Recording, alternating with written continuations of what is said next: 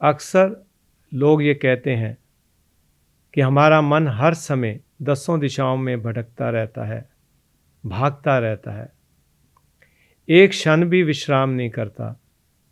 और ख़ास तौर से जब हम पूजा पाठ में बैठते हैं, सिमरन करने लगते हैं, नाम जप करने लगते हैं, भजन करने लगते हैं, तो हमारा मन उस समय तो और तेजी से, तीव्र गति से दसों दिशाओं में भागना शुरू हो जाता है।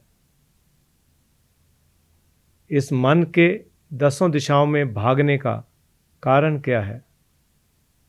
वाहेगुरु गुरु अमरदास जी महाराज गुरु ग्रंथ साहिब जी में कहते हैं, जन्म जन्म की इस मन को मल लागी, काला हुआ सिहाव। कि जन्म जन्मांतरों के पापों की इस मन को मैल लगी हुई है और एक काला सिहा हुआ है। इस मन के दसों दिशाओं में भागने का मूल कारण जो है वो इसकी अशुद्धता है। जितना मन अशुद्ध होगा उतनी तीव्र गति से दसों दिशाओं में भागेगा, और जितना मन शुद्ध होता जाएगा उसकी भागने की गति दसों दिशाओं की कम होती जाएगी। और जिस दिन मन पूरा शुद्ध हो जाएगा, वो एकदम स्थिर हो जाएगा, उसके बाद कभी भी भागेगा नहीं, एक जगह टिका रहेगा। सोनार जब कुठारी में गहने बनाने के लिए सोना पिघलाता है, तो पिघला हुआ सोना अगर अशुद्ध होगा, उसमें अशुद्धि होगी, तो वो एक तरफ से दूसरी तरफ बड़ी तीव्र गति से भागता है।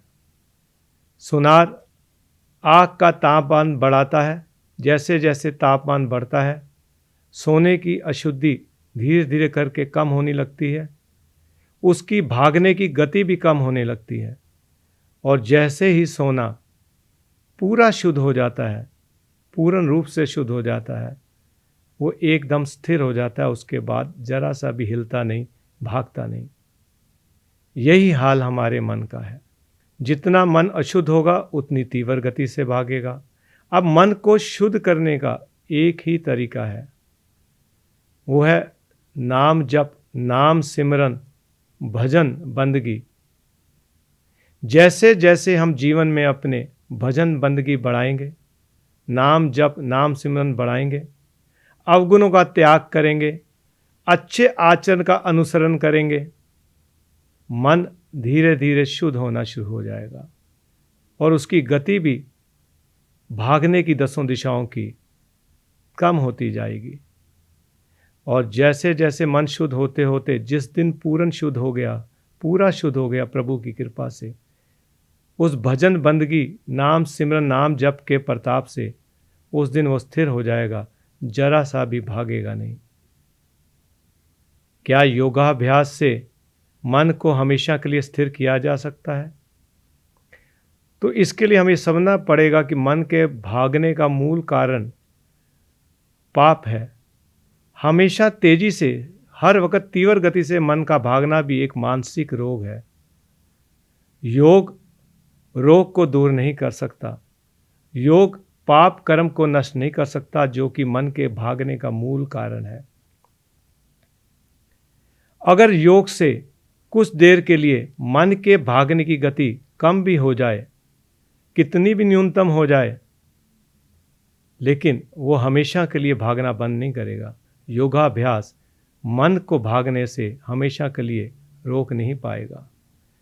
अगर मन को स्थिर करना है तो उसका एक ही उपचार है, नाम सिमरन करके, नाम जप करके, भक्ति बंदगी करके इस मन के अंदर जो जन्म जन्मांतरों की पापों की मैल लगी हुई है उसको धो डालना पड़ेगा।